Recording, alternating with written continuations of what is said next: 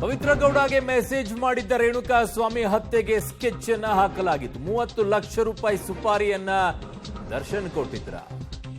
ಹತ್ಯೆ ಬಳಿಕ ಪ್ರದೂಷ್ಗೆ 30 ಕೊಟ್ಟು ಕಳುಹಿಸಿದ್ರಂತೆ ದರ್ಶನ್ ಅವರು. ಕೇಸ್ನಲ್ಲಿ ಡೌಟ್ ಬಾರದಂತೆ ಮೂವರ ತಪ್ಪೊಪ್ಪಿಗೆಗೆ ಸೂಚನೆಯನ್ನ ಕೂಡ ಕೊಟ್ಟಿದ್ರು ಅನ್ನೋದು. ರೇಣುಕಾ ಸ್ವಾಮಿ ಮರ್ಡರ್ನಲ್ಲಿ ಸಾರಥಿಯೇ ದರ್ಶನ್ ಆಗಿದ್ದಾರೆ ಅಂತ ಹೇಳಿ.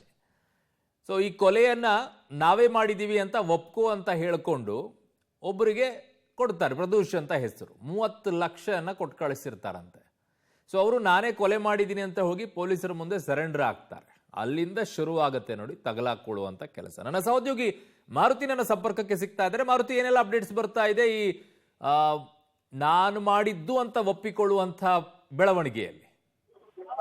ಖಂಡಿತ ಅರುಣ್, ಈಗ ಸ್ಥಳ ಮಹಾಜರಿಗೆ ಅಂದ್ರೆ ಎಲ್ಲಿ ಶವವನ್ನ ಬಿಸಾಕಿದ್ರು ಆ ಸ್ಥಳದ ಮಹಾಜರಿಗೆ ಸುಮ್ನಹಳ್ಳಿ ಏನು ಮೋರಿ ಇದೆ, ರಾಜಕಾಲುವೆ ಪಕ್ಕದಲ್ಲಿ ಶವವನ್ನ ಬಿಸಾಕಿದಂತ 3 ವ್ಯಕ್ತಿಗಳ ಆರೋಪಿಗಳು ಏನಿದ್ರು, ಕಾರ್ತಿಕ್, ರಾಘವೇಂದ್ರ ಮತ್ತು ಮತ್ತೊಬ್ಬ ವ್ಯಕ್ತಿನ 3 ಜನ ಆರೋಪಿಗಳನ್ನ ಕರೆತಂದು ಈಗ ಸ್ಥಳ ಮಹಾಜರ್ ಮಾಡುವಂತ ಕೆಲಸನ ಮಾಡ್ತಿದ್ದಾರೆ. ಯಾಕಂದ್ರೆ ತನಿಖೆಯ ಪ್ರಥಮ ಹಂತವಾಗಿ ಅಂದ್ರೆ ಮೊದಲ ಸ್ಥಳ ಮಹಾಜರ್ ಇದನ್ನು ಮಾಡ್ತಿರುವಂತದ್ದು.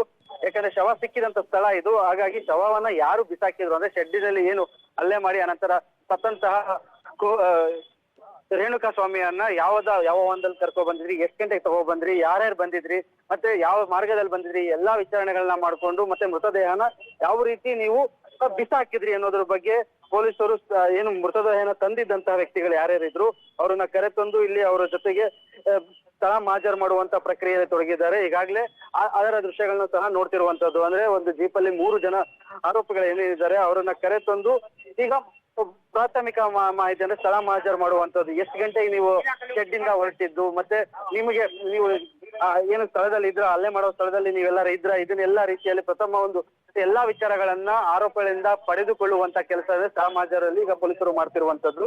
ಮುಖ್ಯವಾಗಿ ಎಷ್ಟು ಗಂಟೆಗೆ ಯಾವ ಸಮಯಕ್ಕೆ ಇಲ್ಲಿಗೆ ಬಂದಿದ್ದು, ಮತ್ತೆ ಯಾವ ಮಾರ್ಗದಲ್ಲಿ ಬಂದಿದ್ದು, ಮೃತದೇಹನ ರಾಜಕಾಲುವೆ ಒಳಗಡೆ ಎಷ್ಟಿದ್ರ ಅಥವಾ ಹೊರಗೆ ಎಷ್ಟಿದ್ರ, ಯಾವ ಪರ್ಟಿಕ್ಯುಲರ್ ಜಾಗದಲ್ಲಿ ನೀವು ಯಾವ ರೀತಿ ಬಿಸಾಕಿದ್ರಿ, ಯಾವ ವಾಹನದಲ್ಲಿ ಇಲ್ಲಿಗೆ ತಂದಿದ್ರಿ, ಕಾರಲ್ಲಿ ಬಂದಿದ್ರ ಅಥವಾ ಆಟೋದಲ್ಲಿ ಬಂದಿದ್ರ, ಈ ಎಲ್ಲಾ ಮಾಹಿತಿಗಳನ್ನ ಏನ್ ಈಗಾಗ್ಲೇ ಪಡೆದಿದ್ದಾರೆ. ಅದನ್ನ ಒಂದು ಕ್ರೈಮ್ ನ ರೀಕ್ರಿಯೇಟ್ ಮಾಡೋ ಸೀನ್ ನ ರೀಕ್ರಿಯೇಟ್ ಮಾಡುವ ನಿಟ್ಟಿನಲ್ಲಿ ಈಗ ಸ್ಥಳ ಮಹಾಜರ್ನ ಈಗ ಪೊಲೀಸರು ಮಾಡ್ತಿರುವಂತದ್ದು. ಅರುಣ್. ಓಕೆ ಮಾರುತಿ, ನಿಮ್ಮೆಲ್ಲ ಮಾಹಿತಿಗೆ ಧನ್ಯವಾದಗಳು.